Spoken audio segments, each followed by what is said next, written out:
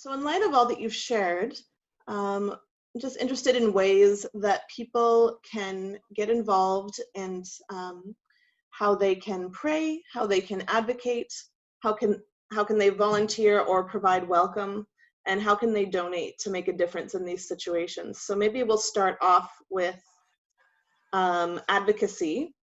Where are some areas that people can raise their voices and have governments and international bodies hear what needs to be done to be able to make a change in this situation? How can people advocate? One of the key things is to engage the international body to mediate the conflict that is happening in South Sudan that has been on for many years. The South Sudanese have been in and out of their country for many years, an interval of 5 to 10 years, they're out of their country. That is very painful. So the international body should be able to come and help mediate the warring factions, that there can be peace and people can have a place called home. Mm-hmm. And JJ, are there areas that people can advocate for in your knowledge? Yeah, I mean, I think it's really important that when we're talking about advocacy, especially advocacy as a spiritual discipline, we need to look at all levels. So we can be advocating for just and compassionate policies and laws regarding migration and resettlement of refugees locally, at our local level, at our state level, at our national levels, and at the international level. And we should and can be looking at all of those options. Now is a time to do that. We see that migration policy is shifting all the time. It's constantly shifting sands, which makes it very difficult to maneuver these policies and procedures. And yet we're talking about people's lives that are at risk, people that are fleeing their lives for complex and legitimate reasons, seeking refuge, just wanting to live, to survive, to have hope and a future. Isn't that what we all want? And so when we talk about advocacy being a spiritual discipline, we need to be engaged in this. We need to be looking at that. And we can be engaged at all of these levels. So we should be looking at policies, not only in the United States and in Canada, but also globally, and looking at some of those hotspots in the world. We need to be looking at places like Palestine and Uganda and South Sudan and the Rohingya situation, and Yemen, and all of these spots where hundreds of thousands of people, millions of people really are being forcibly displaced and are in seek of refuge. So we need to be looking at all of those levels. Thank you. I know the offices that I work for, the Office of Social Justice in the US and Canada, and the Center for Public Dialogue in Canada, we do have some action alerts around advocacy for refugees right now. So we'll link to that below the video if that's something that you who are viewing this video want to take action on. There are lots of other ways to do that as well, but invite you to do that. I'm also wondering, what are ways that people can either volunteer, or I know it's hard sometimes to volunteer internationally, but maybe to provide welcome then in their local communities or in the communities that you're working in. What are ways that people can make a difference there? I think this is an opportunity for the North American constituency to come and be part of the journey of rehabilitation, rebuilding hope, purpose, and dignity among the affected. And they will never, and if you come, you never go back the same. God is going to do great things in your life. We change your life, your perspective, and your gifting would be a great opportunity if you shared it with those that are affected. So that would be through programs like the Global Volunteer Program with World Renew, or even for churches to have global partnerships with particular countries and locations where World Renew is working. Those are sort of the ways that people can get involved in that? Perfectly so. Yeah. And JJ, what are your thoughts? When I think of welcoming, especially in the midst of the COVID-19 situation, clearly that needs to change. We're not having new refugees that are coming and being resettled, but we have refugees and displaced people that have been resettled in our countries that still need welcoming.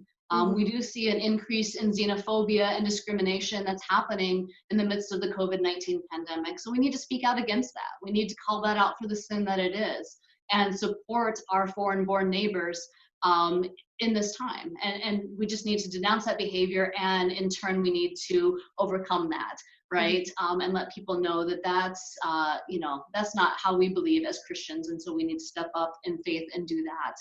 We need to look for unique opportunities for welcoming. For example, in Grand Rapids, Michigan, I know that one of the refugee resettlement centers is looking for online tutors over the summer to help children who will be continuing online learning throughout the summer months. And so it's a great new opportunity. Many refugees have lost their jobs, whether they're in Canada or the United States. They've lost their jobs, they have no income, so they can't meet their basic needs. So simple things such as formula and diapers and food and household supplies are in great need. I think it's a really good time to be creative in the midst of that. And I think another part of welcoming is listening to the stories of those who have sought refuge, that are refugees, that have been forcibly displaced. We can learn a lot from people who have gone through so much trauma in the midst of a pandemic such as this. And so we need to make space and welcome those voices in the midst of discussions when we're talking about solutions in the midst of this pandemic as well. That's very true.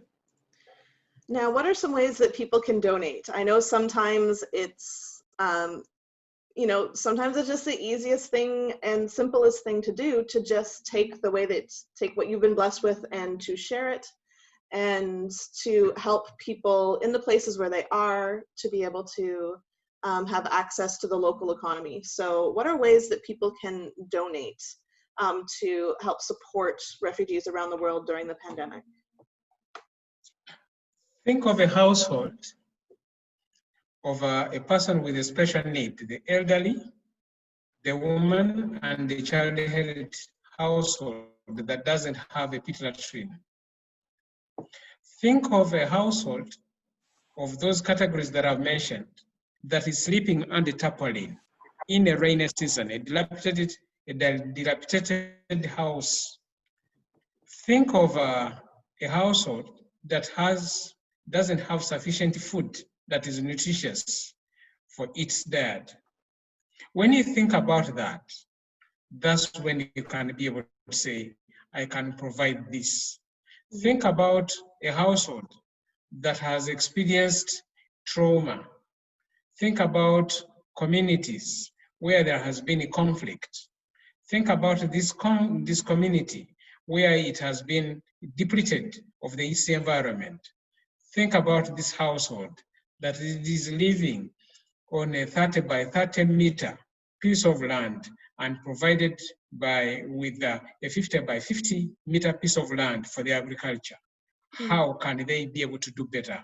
Provide the funding resources that they can scale up their skills to be able to do better agriculture, to be able to address the trauma healing and peace building issues that are there, to be able to reduce the domestic violence, to be able to engage the refugees themselves to address the issues that they are facing. Great. And I can put a link again below the video with a link to World Renew and the programs that they're running that Joseph is talking about, so that there's a link right there if you're interested in donating to that. JJ, what do you think about ways people can donate? I think about donating in the midst of COVID-19. I think of donating time, talents, and resources. Some people have more time in the midst of this pandemic, others have less time. But if you have some time, reach out to those in your neighborhood, in your communities that are refugees or displaced people. Spend time with them, call them, write letters. Once again, let them know that we're supporting them in the midst of this pandemic. Check in with your local refugee resettlement and migration organizations to see what they need in the midst of this. They may need some time as well. Talents. As I mentioned before, maybe you're really good at tutoring students. So that is a great way of using your talents over the summer to help children catch up in the midst of virtual and online learning. There's so many different talents that people have that you can share. Maybe you are just really gifted at prayer. I encourage you to spend time in prayer for refugees and displaced people, both locally and globally. And resources. Of course, we have money. When we think about resources, we think about money, and I do think it is important to give. Refugees and displaced people continue to be marginalized. It's a really difficult situation to begin with, and then in the midst of a global pandemic, they tend to move a little bit further into the margins. And so we do need to look out for their needs and best interests. And so that can mean money, donating to missionaries that work with refugees and displaced people, donating to World Relief and other disaster relief organizations, donating locally as well. Starting ministries within your own church. Maybe this is the perfect opportunity and time for you to discern within your own church congregation and body how God is calling you to care for refugees and displaced people. So maybe it's sitting down and taking the time to go through that discernment process. And then, of course, supplies. Once again, you know, the joke in the United States is toilet paper and toilet paper flying off the shelves. But what a gift that even something like toilet paper or hand sanitizer or masks or food, those are amazing gifts or resources that we can give to people in the midst of this pandemic. That's great, thanks. And prayer, you'd mentioned prayer as being such an integral part of what we can do. So I'm wondering, what are some specific prayer requests? What are things that people can be praying for during this pandemic and beyond, just for the refugee community? Please pray that there will be continued rains, that the farmers can be able to grow crop and have enough food. In the absence of economic and livelihood initiatives at home, then they are assured of a living for tomorrow. Secondly, pray for the restoration of peace in South Sudan between those warring factions.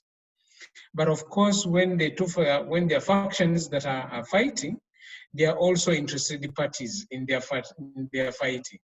Pray for those other levels that are involved in escalating the fighting, so that God will redeem this land, restore this land to where it must be. And also pray for our government in Uganda. Pray for the communities that are hosting the refugees amidst this COVID-19. JJ? I would ask for prayers for those who are at this time in this moment being forcibly displaced from their homes. We know in our world today that people are being forcibly displaced at the rate of 1 person every 2 seconds right now. And so pray for those where that is happening in real time right now. Pray for those who are on their migration journey and seeking refuge right now, that they will find safety, that they will find security, that they will find welcoming. In the Bible, we have the concept of philoxenia, of hospitality, which is actually hospitality to the stranger. And so pray that Christ followers all over the world will come beside those who are seeking refuge and offer that philoxenia, offer that hospitality to those who are seeking refuge. Pray for those who now had plans of resettling to a third country and now can't do that because borders are closed and lockdown is in place. Pray for those who are stuck in Libya, in detention centers and with armed militias in really dangerous situations.